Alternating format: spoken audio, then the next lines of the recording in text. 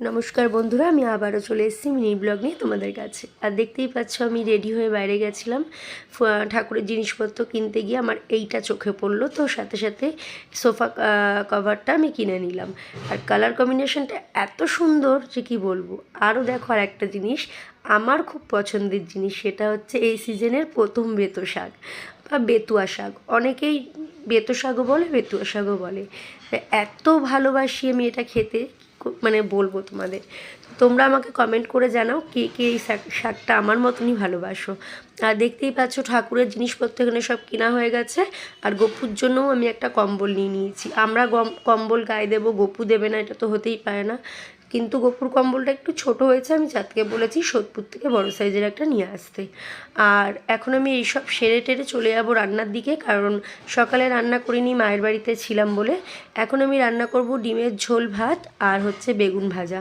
বেগুনটাকে আমি একটু চালের গুঁড়ো আর গোলমরিচের গুঁড়ো নুন হলুদ দিয়ে মাখিয়ে রাখলাম। দারুণ লাগে খেতে, তোমরা এইভাবে করে খেয়েও দেখবে, খুব ক্রিস্পি যে ব্যাপারটা সেটা আসে। তো চলো, আমার রান্না বান্না এখানে কিন্তু কমপ্লিট হয়ে গেছে, ডিমের ঝোল, বেগুন ভাজা আর ভাত।